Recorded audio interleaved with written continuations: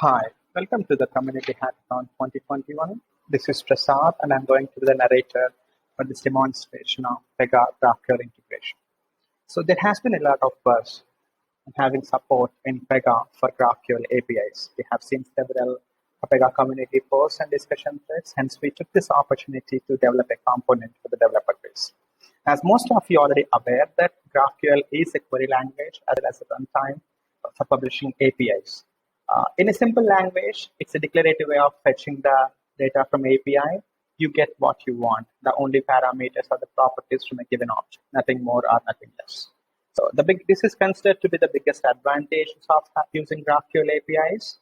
It saves the bandwidth, it provides the lightweight responses. So for this hackathon, we have implemented this GraphQL support using two case types. One, using the out-of-the-box connect REST rules, and the second one is a GraphQL wizard completely.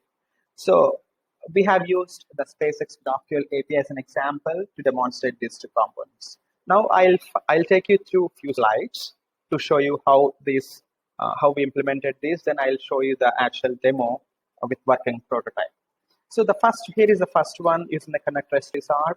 This is just a model to show that GraphQL can be consumed or GraphQL API can be connected using the REST wizard itself. So it takes a simple request parameter. The request is a valid GraphQL, and it provides a response in a JSON format, as you see on the screen.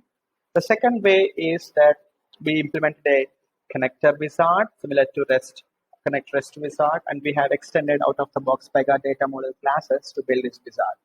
So it involves 4 steps. You provide the connection details. As you see, a pointer to note here is that we are adding the endpoint URL rather than the introspection URL. So ideally, a GraphQL introspection is nothing but a schema definition. Schema definition to be uploaded here, similar to visual file for a SOAP or a request JSON, complete request JSON for a REST. But for the sake of this demonstration hackathon, we only are supporting direct endpoint URL, and GraphQL only supports the post operation. Hence, the post is selected, as well as since we are not processing the introspection URL, we are generating the request object directly. And as you see, the request object is nothing but a valid GraphQL query.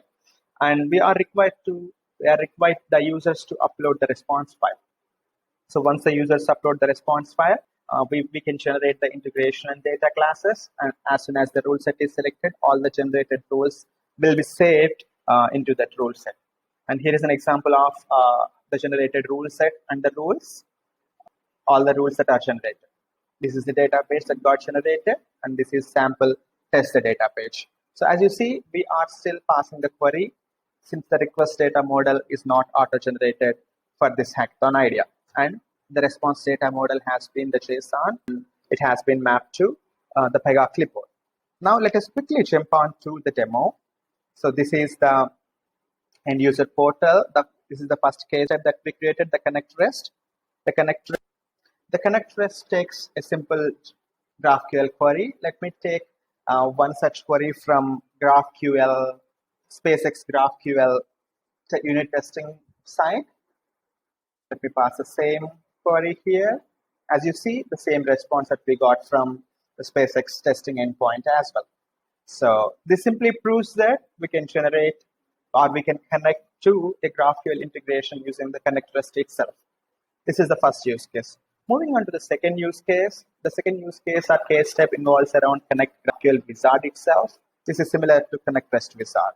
Now let me start this. So as you can see, this involves 4 steps. Rather than now, please make a point that we are using the endpoint URL itself rather than the introspection. Ideally, introspection URL should be used here so that the request object structure can be generated by PEGA. But for this demo, we are generating the request automatically.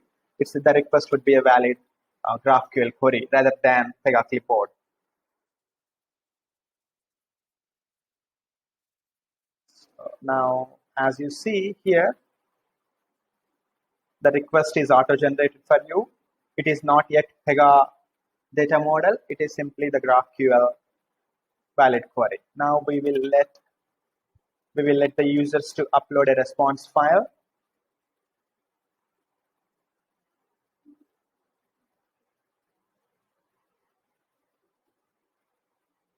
And it takes us to the final step where you select the integration and data classes and the rule set that is to be generated. We can also preview the records. Preview records will tell us how many records are going to be generated, 36 in our case. Then we hit create button. It starts the rule generation process. As you see, the rule generation process is almost finished, and it is finished. Now let us verify the data pages that are created.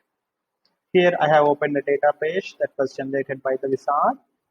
Let me run this data page. Like I mentioned, it still accepts the GraphQL query as an input. We pass the query, then we run the data page. Here we see the responses.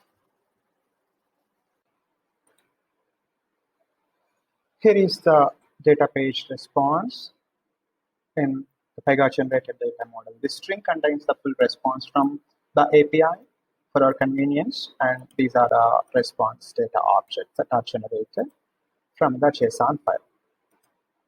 So as you see, the full data model the response data model has been generated in PEGA. Let me switch back to the presentation, and the couple of items that are left for the future scope implementation are: one, rather than submitting the GraphQL endpoint directly and uploading a request, we would require to upload an introspection URL that defines the schema so that PEGA can create the data and integration classes for the schema. Second, an explorer / a palette view so that the end users can select the objects and the properties just they wanted. So also, for the sake of the hackathon, since we are creating a new wizard based on the connect REST, and we were extending PEGA data model classes, we were to private edit a lot of these PX and PZ rules. Since these are private edited rules, we couldn't package them in the component. So we are providing a help file or instruction file along with the component with custom rules. So the help file will tell us what out of the box PZ or PX rules to be private edited and what changes to be made to those rules in order for this component to be executed. And once again, thank you for this opportunity, and we are hoping to have this support in PEGA soon. Thank you very much.